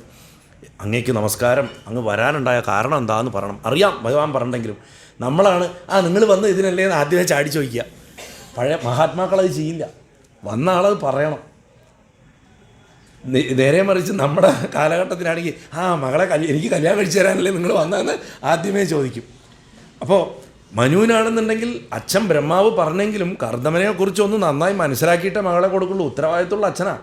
അപ്പോൾ ഈ രീതിയിലുള്ള കർദമൻ്റെ ആ ഒരു ഡിമീനറൊക്കെ കണ്ടപ്പോൾ, പെരുമാറ്റമൊക്കെ കണ്ടപ്പോൾ തന്നെ ഇതൊരു നല്ല സണ്ണിൻലോ ആണ് എന്ന് അദ്ദേഹത്തിന് തോന്നി. അപ്പോൾ മനു പറഞ്ഞു, അങ്ങേ കാണാൻ കഴിഞ്ഞത് എനിക്ക് വളരെ കൃതാർത്ഥതയുണ്ട്. ഈ നിൽക്കണ മകൾ പ്രായം കൊണ്ടും രൂപഗുണം കൊണ്ടും അങ്ങേക്ക് അനുരൂപമാണ്. കർദമൻ കാണാൻ സുന്ദരനാണ്. അപ്പോൾ ദേവഹൂതി അതിസുന്ദരിയാണ്, അങ്ങ് ഇവളെ സ്വീകരിക്കണം. നാരദനിൽ നിന്നാണ് ഞാൻ എൻ്റെ ജ്യേഷ്ഠനാണ് നാരദൻ, അദ്ദേഹമാണ് എൻ്റെ അടുത്ത് അങ്ങയെക്കുറിച്ച് ആദ്യം പണ്ട് പറഞ്ഞത്. വാസ്തവത്തിൽ നോക്കിയാൽ കർദമനും മനുവിൻ്റെ സഹോദരൻ തന്നെയാണ് ഒരു തരത്തിൽ നോക്കിയാൽ. അപ്പോൾ കർദമൻ പറയും, ഞാനിവളെ സ്വീകരിച്ചിട്ട് ഗാർഹസ്ഥ്യം ആരംഭിക്കാം, പക്ഷേ എനിക്ക് ചെറിയൊരു കണ്ടീഷനുണ്ട്.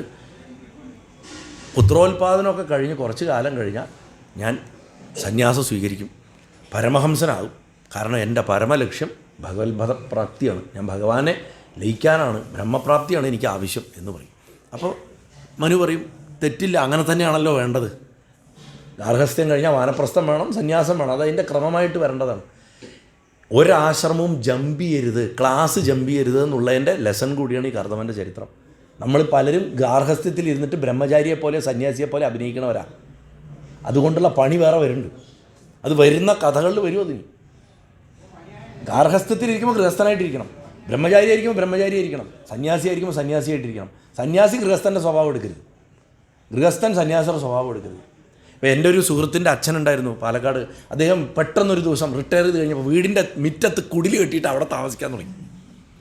ഞാൻ എപ്പോൾ വീട്ടിൽ പോകുമ്പോഴും അമ്മ പറയും, എന്തൊരു ഗതികേടറിയോ, രാവിലെ ആയിക്കഴിഞ്ഞാൽ കമണ്ടലു വെള്ളം മറ്റത് മറിച്ച്. എന്ന് പറഞ്ഞ് തുടങ്ങും എന്ന് പറഞ്ഞ് പാവം രണ്ടുപേരും മരിച്ചുപോയി. അപ്പം കർദമൻ അങ്ങനെ അവളെ കല്യാണം കഴിച്ച് ഗാർഹസ്ഥ്യം തുടങ്ങി. മനു ശതരൂപിൻ തിരിച്ചുപോയി. ദേവഹൂതി വളരെ നിഷ്കപടതയോട് കൂടിയിട്ട് ഭർത്താവിനെ ശുശ്രൂഷിച്ചു. വളരെ കാലത്തെ ശുശ്രൂഷയുടെ ഫലം കൊണ്ട് കർദമൻ പ്രസന്നനായി. എന്നിട്ട് ഒരു ദിവസം പറഞ്ഞു, നിനക്ക് ആവശ്യമുള്ള വരം ചോദിച്ചോ എന്ന് പറയും എനിക്ക് സന്താനത്തെ വേണം എന്ന് പറയും. അപ്പോൾ ഭാര്യയെ സന്തോഷിപ്പിക്കാനായിട്ട് കർദമൻ തൻ്റെ യോഗശക്തി കൊണ്ട് അതിദിവ്യമായിട്ടുള്ളൊരു വലിയ വിമാനം ഉണ്ടാക്കിയെന്നാണ്. അതായത് സകലവിധ സുഖ സൗകര്യങ്ങളോടും കൂടിയിട്ടുള്ള ഒരു ലക്ഷറി കോച്ച് പോലുള്ള ഒരു വലിയ വിമാനം ഉണ്ടാക്കി. ഈ വിമാനം സകല കാമനകളെയും നടത്തിക്കൊടുക്കാൻ ശക്തമായിട്ടുള്ള ഒരു വിമാനം. ഭാഗവതത്തിൽ ചില വിമാനങ്ങളൊക്കെ ഇങ്ങനെ വരും. ഇനി സാൽവൻ്റെ വിമാനം വരും, സൗഭകം എന്ന് പറഞ്ഞിട്ട് ദ്വാരക ആക്രമിക്കുന്ന സമയത്ത്. അതൊരു വാർ മെഷീനാണ്. ഇത് ലക്ഷറി മെഷീനാണ്. ഇതൊരു റിസോർട്ടാണ്. ഇതൊരു ഫ്ലൈയിങ് റിസോർട്ടാണ് കർദമൻ ഇവിടെ ഉണ്ടാക്കിയത്. അതായത് ഗാർഹസ്ഥ്യത്തിലിരിക്കുമ്പോൾ അതിൻ്റെ സകല സൗഭാഗ്യങ്ങളും അനുഭവിച്ചിട്ടിരിക്കണം. അതിനുവേണ്ടി ഗൃഹനാഥൻ സകല പ്രയത്നവും ചെയ്യണം എന്നാണ്. ഭാര്യ ഇത്രയ്ക്കും നിഷ്കപടതയോടുകൂടി തന്നെ ശുശ്രൂഷിക്കുമ്പോൾ, പതിവ്രതയായിട്ടിരിക്കുമ്പോൾ അവൾക്ക് വേണ്ടതൊക്കെ അറിഞ്ഞ് ചെയ്തു കൊടുക്കുക എന്നുള്ളതാണ് ഗൃഹസ്ഥൻ്റെ ധർമ്മം എന്നുള്ളത് കർദമൻ ചെയ്ത് കാണിച്ചു കൊടുക്കണം. അങ്ങനെ കർദമനും ദേവഹൂതിയെന്നും ഉള്ള ശബ്ദങ്ങൾ കൊണ്ട് തന്നെ സൽസന്താനങ്ങളെ ആഗ്രഹിക്കുന്ന ഭാര്യാഭർത്താക്കന്മാരൊന്നും അവർ അങ്ങനെയുള്ളവർ സംയമം, നിയന്ത്രണമുള്ളവരായിരിക്കണം. ശരീരം കൊണ്ടുള്ള വീഴ്ചയ്ക്ക് നിയന്ത്രണമുള്ളവരായിരിക്കണം എന്നുള്ളത് ശക്തമായിട്ട് കാണിച്ചു കൊടുക്കുന്ന കഥയാണ് ശരിക്കും. മാത്രമല്ല പുത്രോൽപാദനത്തിന്, സംയോഗത്തിന് ഉചിതമായിട്ടുള്ള സമയം നോക്കേണ്ടതാണെന്നും പറയണം. കാരണം പുരുഷൻ്റെ വീര്യം എന്ന് പറഞ്ഞാൽ ഇന്നുള്ള വീര്യം 6 മാസം മുമ്പുള്ള രക്ത ആയുർവേദ പ്രകാരം. അപ്പോൾ എപ്പത്തൊട്ട് ശുദ്ധമായിട്ടുള്ള വ്രതം വേണമെന്ന് ആലോചിച്ച് നോക്കണം. അങ്ങനെയാണ് പുത്രോൽപാദനം പഴയ കാലത്ത്. അതുകൊണ്ടാണ് ഇങ്ങനത്തെ മഹാത്മാക്കളൊക്കെ ജനിച്ചത്, ഇന്നില്ലാത്തത്. അപ്പം സംയോഗത്തിന് ഉചിതമായിട്ടുള്ള സമയം നോക്കേണ്ടതാണെന്നുള്ളത് കൊണ്ട് കർദമൻ്റെ നിർദ്ദേശാനുസാരം ദേവഹൂതി ആ ബിന്ദുസരസിൽ ഇറങ്ങിയിട്ട് കുളിച്ചു. അതോടുകൂടിയിട്ട് അവരുടെ സൗന്ദര്യം അത്യധികമായിട്ട് ശതഗുണീഭവിച്ചു എന്നാണ് പറയുന്നത്. വീണ്ടും വിമാനത്തിൽ കയറി അനവധി കാലം ഇവർ വിഹരിച്ചു. ഈ കാലം മുഴുവൻ എത്രയോ കാലത്രേ അവർ സഞ്ചരിച്ചത്. പക്ഷേ ഈ കാലമൊക്കെ വെറും ഒരു മുഹൂർത്തം പോലെ കടന്നുപോയി. 48 മിനിറ്റ് പോലെ അവരുടെ പ്രണയത്തിൻ്റെ ശക്തിയിൽ 48 മിനിറ്റ് പോലെ കടന്നു. ഒരു മുഹൂർത്ത കാലച്ചാൽ 48 മിനിറ്റാണ്. ഈ കാലം അത്രയും അങ്ങനെ കഴിഞ്ഞു. കർദമൻ തൻ്റെ യോഗബലം കൊണ്ട്, എപ്പോഴും പുരുഷൻ തൻ്റെ യോഗബലം കൊണ്ടാണ് വീര്യത്തെ നിക്ഷേപിക്കേണ്ടതെന്നാണ്. പഞ്ചാക്ഷരം ചൊല്ലിയിട്ട് ഗർഭാധാനം ചെയ്യാനാണ് പറയാറ്. ആർക്കാ അത് പറ്റുക? പഞ്ചാക്ഷരം ചൊല്ലി ഗർഭാധാനം ചെയ്യണം എന്നാണ്. അങ്ങനെ കർദമൻ തൻ്റെ യോഗബലം കൊണ്ട് തൻ്റെ സ്വരൂപത്തിന് 9 വിഭജിച്ചിട്ട് ദേവഹൂതിയിൽ ഗർഭത്തിൽ നിക്ഷേപിച്ചു. അവൾ 9 കുട്ടികളെ പ്രസവിച്ചത്, പെൺകുട്ടികളെ, അതിസുന്ദരികളായിട്ടുള്ള പെൺമക്കൾ. അവരൊക്കെ പേര് വരും, ആരാന്നറിയും, അവരാരൊക്കെയാണെന്ന്. അവരൊക്കെ നമ്മുടെ അമ്മമാരാ. ഈ 9 അമ്മമാരും ഭാരത ചരിത്രത്തിൽ, നമ്മുടെ സംസ്കാര ചരിത്രത്തിലെ അതിമഹതികളായിട്ടുള്ള ആൾക്കാരാണ്. അല്ല, അങ്ങനെയുള്ളവരെ ജനിക്കുള്ളൂ, ഇത്രയും വ്രതമുള്ള അച്ഛനും അമ്മയ്ക്കും. അങ്ങനെ കാലം കടന്നുപോയി. അപ്പോൾ കർദമൻ കുറച്ച് കഴിഞ്ഞപ്പോൾ പെൺമക്കളൊക്കെ ഒന്ന് വലുതായി. അങ്ങനെ കുട്ടികളൊക്കെ ഒന്ന് വലുതായി. ഇനി ഞാൻ സന്യാസത്തിന് പോവാം എന്ന് തീരുമാനിച്ചു. അങ്ങനെ പോകാൻ തീരുമാനിച്ചപ്പോൾ ദേവഹൂതി പറഞ്ഞു, ഈ 9 പെൺമക്കളുടെ ഈ കല്യാണം ഒന്ന് നടത്തണം. അതിനുശേഷം എനിക്ക് ആത്മജ്ഞാനം കിട്ടാൻ ഉതകും വണ്ണം എനിക്കൊരു മകനെയും തരണം. കാരണം പുത്രനുണ്ടെങ്കിലേ നരകം കിടക്കുള്ളൂ എന്ന്, പുന്നാകം എന്ന് പറഞ്ഞ നരകം കിടക്കാൻ, അതും തന്നതിന് ശേഷം അങ്ങേക്ക് പോകാമെന്ന് പറഞ്ഞു. അതുകൊണ്ട് അതിനുശേഷം ഞാൻ പരമാത്മാവിനെ തന്നെ ഭജിച്ചിട്ട് ഇന്ദ്രിയങ്ങളെ അടക്കി ഞാൻ മോക്ഷത്തെ നേടിക്കോളാം. എൻ്റെ അങ്ങയുടെ പ്രഭാവം മനസ്സിലാക്കാൻ എനിക്ക് സാധിച്ചില്ല. ഭാര്യ പറയണ്, ഇത്രയും കാലം കൂടെ കഴിഞ്ഞിട്ടും എനിക്ക് അങ്ങ് ആരാണെന്ന് യഥാർത്ഥത്തിൽ മനസ്സിലാക്കാൻ സാധിച്ചില്ല. അങ്ങേ ഞാൻ വെറും ഭർത്താവ് മാത്രമായിട്ട് കണ്ടു. മായ എന്നെ കുടുക്കിയിട്ടു. ഇന്നും അങ്ങനെയാണ്. ഇന്നും മഹാപുരുഷന്മാരുടെ കൂടെ ജീവിക്കല്ലേ, എന്താ പറയുക, ദിവ്യ സ്ത്രീകളുടെ കൂടെ ജീവിക്കുന്ന പുരുഷന്മാർക്കോ തിരിച്ചോ അവർ 50 കൊല്ലം ഒന്നിച്ച് ജീവിച്ചാലും ആളെ തിരിച്ചറിയില്ല. അങ്ങനത്തെ അനവധി കേസുകൾ ഞാൻ കണ്ടിട്ടുണ്ട്, അനവധി കേസുകൾ. അതവിടെ നിൽക്കട്ടെ. അപ്പം ഭഗവാന്റെ മായ എന്നെ വഞ്ചിച്ചു, അങ്ങേ ഭർത്താവായിട്ട് ലഭിച്ചിട്ട് സംസാരബന്ധനത്തിൽ നിന്നും കൊതറി മാറാൻ ശ്രമിക്കാത്തത് എൻ്റെ തെറ്റാണ് എന്ന് പറഞ്ഞിട്ട് വിഷമിക്കും. ഇതേപോലൊരു വിലാപമാണ് അർജുനൻ്റെ ഹൃദയം പൊട്ടിയുള്ള വിലാപം. ചേട്ടാ, അവൻ എന്നെ വഞ്ചിച്ചു എന്നല്ലേ പറയണത്. കൃഷ്ണൻ കൂടെ നടന്ന് അത് പരമാത്മാവാണെന്നുള്ള ബോധം എനിക്കുണ്ടായില്ല, ഞാൻ തോളത്ത് കയറ്റ് നടന്നു എന്നൊക്കെ പറഞ്ഞിട്ട് ഇതേപോലുള്ളതാണ്. അപ്പോൾ കർദമൻ പറയും, നീ വ്യസനിക്കേണ്ട, അധികം താമസിയാണ്ട് നിൻ്റെ ഗർഭത്തിൽ സർവജ്ഞനായിട്ടുള്ള നാരായണൻ ജനിക്കും. അതിനു വേണ്ടിയിട്ട് വ്രതങ്ങൾ ആചരിക്കുക, കൂടുതൽ ക്ഷേമം ഉണ്ടാവും. ഇന്ദ്രിയദമനം ചെയ്തുകൊണ്ട് ഭഗവാനെ ഭജിക്കാൻ പറയും. ദേവഹൂതി അതിനനുസരിച്ചിട്ട് ദിവ്യമായിട്ടുള്ള വ്രതങ്ങൾ ചെയ്യും. കുറേ കാലം കഴിയുമ്പോൾ കർദമൻ്റെ വീര്യത്തിൽ ഭഗവാൻ ദേവഹൂതിയിൽ അവതരിക്കും. അവതരിക്കുന്ന ഭഗവാനെയാണ് കപിലൻ എന്ന് പേരിട്ടു. ആ കപിലാവതാരം നേരത്തെ ഇവിടെ വായിക്കുകയുണ്ടായി. ബ്രഹ്മാവും മറ്റനേകം ഋഷിമാരും അത് കണ്ടിട്ട് കർദമൻ്റെ ആശ്രമത്തിലെത്തി. ആ മകൻ ജനിച്ചു കഴിഞ്ഞപ്പോൾ പറഞ്ഞു, ബ്രഹ്മാവ് കർദമനോട് പറഞ്ഞു, മോനെ നീ എൻ്റെ ആജ്ഞയെ അക്ഷരം പ്രതി അനുസരിച്ചു, ഞാൻ വളരെ സന്തുഷ്ടനാണ്. നീ പ്രജകളെ സൃഷ്ടിക്കാൻ പറഞ്ഞു, നീ 9 പെൺകുട്ടികളെയും ദിവ്യനായിട്ടുള്ളൊരു പുത്രനും ജന്മം കൊടുത്തു കഴിഞ്ഞു. ഇനി നീ ഈ 9 കന്യകമാരെ മരീചി തുടങ്ങിയിട്ടുള്ള മഹർഷിമാർക്ക് കൊടുക്കണം, അവരെ കല്യാണം കഴിച്ചു കൊടുക്കണം. അതുകൊണ്ട് ഭൂമിയിലൊക്കെ നിൻ്റെ കീർത്തി പരക്കും. ഈ മക്കളെ കൊണ്ടായിരിക്കും നീ അറിയപ്പെടുക. ഇവിടെ ആദിനാരായണൻ എന്താ യോഗമായയോടുകൂടി ചേർന്നിട്ട് നിനക്ക് മകനായിട്ടും ജനിച്ചിട്ടുണ്ടെന്ന് പറയും. എന്നിട്ട് ദേവഹൂതരെടുത്ത് പറയും, അല്ലയോ ഭാഗ്യവതി, നീ പ്രസവിച്ചിട്ടുള്ളത് സാക്ഷാൽ ശ്രീഹരിയാണ്. അതുകൊണ്ട് ഇവൻ വിജ്ഞാനം ചേർന്നിട്ടുള്ള ജ്ഞാനം കൊണ്ട്, വിജ്ഞാനച്ചാൽ പ്രകൃതിയെക്കുറിച്ചുള്ള അറിവാണ് വിജ്ഞാനം, ആത്മാവിനെക്കുറിച്ചുള്ള അറിവ് ജ്ഞാനം, ഇത് രണ്ടും ചേർന്നാണ് സാങ്ക്യം. ഇങ്ങനെ ചേർന്നിട്ടുള്ള ഒരു കോമ്പോസിറ്റായിട്ടുള്ള ഈ അറിവ് കൊണ്ട് നിൻ്റെ കർമ്മവാസനകളെ ഈ മകൻ ഉന്മൂലനം ചെയ്യും, നിൻ്റെ കർമ്മവാസന മാറ്റിത്തരും. ഇവൻ സാങ്ക്യശാസ്ത്രത്തിൻ്റെ ഗുരുവായിട്ടുള്ള കപിലൻ എന്ന പേരിൽ അദ്വിതീയനായിരിക്കും എന്ന് പറഞ്ഞിട്ട് അനുഗ്രഹിക്കും. കർദമൻ ഉടനെ തന്നെ പെൺമക്കൾക്കൊക്കെ കല്യാണം ഏർപ്പാടാക്കും. 9 കന്യകമാരെ 9 മഹർഷിമാർക്ക് കല്യാണം കഴിച്ചു കൊടുക്കും. കന്യകമാരും അവരുടെ ഭർത്താക്കന്മാരായിട്ടുള്ള മഹർഷിമാരുടെയും പേരുകൾ യഥാക്രമം പറയുക, മനസ്സിൽ അവരെ ആ ഭാര്യാഭർത്താക്കന്മാരെ ഓരോരുത്തരും നമസ്കരിക്കുക. കലയെ മരീചിക്ക് കല്യാണം കഴിച്ചു കൊടുത്തു, അവരെ നമസ്കരിക്കുക. അനസൂയയെ അത്രിക്ക് കല്യാണം കഴിച്ചു കൊടുത്തു, അവരെ നമസ്കരിക്കുക. അനസൂയ അത്രയും ആരാധന അറിയാമല്ലോ, ചന്ദ്രൻ്റെയും ദത്താത്രേയൻ്റെയും ദുർവാസാവിൻ്റെയും മാതാപിതാക്കളാണ്. ശ്രദ്ധ എന്ന് പറയുന്ന മകളെ അങ്കിരസ് മഹർഷിക്ക് കല്യാണം കഴിപ്പിച്ചു കൊടുത്തു. ഹവിർഭ്ര എന്ന് പറയുന്ന മഹർഷിയെ പുലസ്ത്യന് കല്യാണം കഴിച്ചു കൊടുത്തു. രാവണൻ്റെ വംശമൊക്കെ അതിലാണ്. ഗതി എന്ന് പറയുന്ന മകളെ പുലഹന് കല്യാണം കഴിച്ചു കൊടുത്തു. ക്രിയ എന്ന് പറയുന്ന മകളെ ക്രതുവിന് കല്യാണം കഴിച്ചു കൊടുത്തു. ഖ്യാതി എന്ന് പേരുള്ള മകളെ ഭൃഗുവിന് കല്യാണം കഴിച്ചു കൊടുത്തു. പരശുരാമൻ്റെ വംശം കയ്യിലാണ് വരുന്നത്. അരുന്ധതി എന്ന് പറയുന്ന മകളെ വസിഷ്ഠന് കല്യാണം കഴിച്ചു കൊടുത്തു. നോക്കൂ എന്താ പരമ്പര വരണം കണ്ടോ. ശാന്തി എന്ന് പറയുന്ന മകളെ അഥർവന് കല്യാണം കഴിച്ചു കൊടുത്തു. സുമംഗലിയായിട്ടിരിക്കാൻ അരുന്ധതിയെ കാണാനല്ലേ പറയുക, അതാണ്. അപ്പോൾ ഈ 9 പെൺമക്കളെയും 9 ദിവ്യാത്മാക്കൾക്ക് വിവാഹം ചെയ്തു കൊടുത്തു. ഈ പേരുകൾക്കൊക്കെ ആധ്യാത്മിക സമാധി ഭാഷയുടെ അർത്ഥങ്ങളുണ്ട്. ഇന്ദ്രിയദമനം ചെയ്താൽ കർദമനെ ഭക്തിയോടുകൂടി ദേവഹൂതിയോടുകൂടി ഇന്ദ്രിയദമനം കർദമൻ ചേർന്നാൽ നമ്മളിലുണ്ടാകുന്ന ഗുണങ്ങൾ, ഭക്തിയോടുകൂടി ഇന്ദ്രിയങ്ങളെ നിയന്ത്രിച്ചാൽ നമ്മളിലുണ്ടാകുന്ന 9 ഗുണങ്ങളാണ് ഈ 9 പെൺമക്കൾ. അവസാനം ജ്ഞാനോദയായിട്ട് ഭഗവാൻ തന്നെ നമ്മുടെ ഉള്ളിൽ തെളിയുന്നുള്ളത് കപിലൻ്റെ ജന്മം കൊണ്ടും പറയണം. ശ്രദ്ധയുണ്ടാവും, ഗതിയുണ്ടാവും, കലയുണ്ടാവും, അസൂയയില്ലായ്മ ഇതൊക്കെ ഉണ്ടാവും. ഈ ഗുണങ്ങളൊക്കെ ഉണ്ടാവാനാണ് ഭക്തിയോടുകൂടി ഇന്ദ്രിയദമനം ചെയ്യാൻ പറഞ്ഞു. അങ്ങനെ കർദമൻ വിഷ്ണുവിൻ്റെ അംശഭൂതനായിട്ടുള്ള ആ കപിലനെ നമസ്കരിച്ചിട്ട് പറഞ്ഞു, അവിടുന്ന് എൻ്റെ വീട്ടിൽ അവതരിച്ചിരിക്കണം. അങ്ങ് ശരിക്കും അങ്ങേക്ക് രൂപമില്ലാത്തതാണ്, പക്ഷെ അങ്ങ് ഭക്തന്മാർക്ക് വേണ്ടിയിട്ടാണ് രൂപം എടുക്കുന്നത്. ഭഗങ്ങളുള്ള 6 ഗുണങ്ങളുള്ളതാണ് ഭഗം. ഭഗം എന്ന് പറഞ്ഞാൽ ഒരു സെറ്റ് ഓഫ് 6 ഗുണങ്ങളാണ്. ഇത് മനുഷ്യരിൽ ചേർന്ന് വരില്ല. ഐശ്വര്യം, വൈരാഗ്യം, യശസ്, ജ്ഞാനം, വീര്യം, സമ്പത്ത്, ഈ 6 ഗുണങ്ങളും ചേർന്നവനെ ഭഗവാൻ എന്ന് പറയും. അതുള്ളവളെ ഭഗവതി എന്ന് പറയും. അങ്ങനെ അതിൻ്റെ മൂർത്തിവൽഭാവമായിട്ടുള്ള അങ്ങയെ ഞാൻ നമസ്കരിക്കണം. ഇനി സന്യാസഭാവത്തിൽ സന്യാസം സ്വീകരിച്ചിട്ട് അങ്ങയെ നിർഗുണനായിട്ട് ആരാധിച്ചിട്ട് അങ്ങയിൽ ലയിക്കാൻ എന്നെ അനുഗ്രഹിക്കണം പറയും. അങ്ങനെ അച്ഛനെ മകൻ അനുഗ്രഹിക്കണം. എൻ്റെ പ്രതിജ്ഞ പാലിക്കാനാണ് ഞാൻ ജനിച്ചത്. പ്രകൃതിയും ആത്മദർശനം, ആത്മാവിനെ മനസ്സിലാക്കണം. ഈ പ്രകൃതി എന്താ, പുരുഷൻ എന്താണെന്ന് തിരിച്ചറിയണം. അത് പറഞ്ഞു കൊടുക്കാനാണ് ഞാൻ ജനിച്ചിരിക്കുന്നത്. നീ സകല കർമ്മങ്ങൾ എന്നിൽ അർപ്പിച്ചിട്ട് എന്നെ ഭജിക്കുക എന്ന് പറഞ്ഞിട്ട് അദ്ദേഹത്തിനെ പറഞ്ഞയക്കും. അങ്ങനെ കർദമൻ വനത്തിപ്പോവും. ഭക്തി കൊണ്ട് തൻ്റെ ഏതൊരു ഭക്തിയുടെ പാരമ്യതയിലാണോ ഞാനും നീയും ഒന്നാണെന്നുള്ള തിരിച്ചറിവുണ്ടാവുന്നത്, അത് കർദമൻ ഉണ്ടായിരുന്നാണ്. ആ കർദമൻ സകല ഭൂതങ്ങളിലും ഭഗവാനെ കാണാൻ തുടങ്ങി. കാരണം ഗൃഹസ്ഥനാണ്, ഞാൻ പറഞ്ഞല്ലോ. ആദ്യം കാണേണ്ടത് പുറത്തുള്ള സകല ഭൂതങ്ങളിലും കണ്ട് തന്നിൽ തന്നെയും ഭഗവാനെ തിരിച്ചറിഞ്ഞ് ഭഗവത് സായുജ്യം പ്രാപിച്ചു എന്നാണ് പറഞ്ഞത്. ഭഗവാന്റെ സപ്താഹപാരായണം നടത്തുമ്പോൾ, ശരിക്കും ഭാഗവതം സപ്താഹപാരായണം നടത്തുമ്പോൾ പലപ്പോൾ കപിലാവതാരം ആദ്യത്തെ ദിവസം തന്നെ അവസാനിക്കുമ്പോഴാണ് അത് വരിക. കാരണം അന്ന് കേൾക്കുമ്പോൾ തന്നെ പ്രകൃതി പുരുഷൻ ഈ പോയിൻ്റ് തൊട്ടിട്ട് നമുക്ക് പ്രകൃതി എന്താണ്, പുരുഷൻ എന്താണെന്നുള്ള വിവേകം വരാൻ വേണ്ടിയിട്ടാണ് കപിലോപദേശം ഈ പറയാൻ പോകുന്നത്. കാരണം ഇതറിഞ്ഞാലേ ഭാഗവതം മുഴുവൻ ബാക്കി മനസ്സിലാക്കാൻ നമുക്ക് സാധിക്കുള്ളൂ. അങ്ങനെ ആ കപിലാവതാരത്തിനെ പറഞ്ഞ് ഇതിപ്പോൾ ഇവിടെ അവസാനിപ്പിക്കുകയാണ്. ഇനി അടുത്ത സെഷനിൽ ഞാൻ കപിലോപദേശം വിസ്തരിച്ചിട്ട് പറയാം. ബ്രേക്ക്ഫാസ്റ്റിന് പിരിയാം.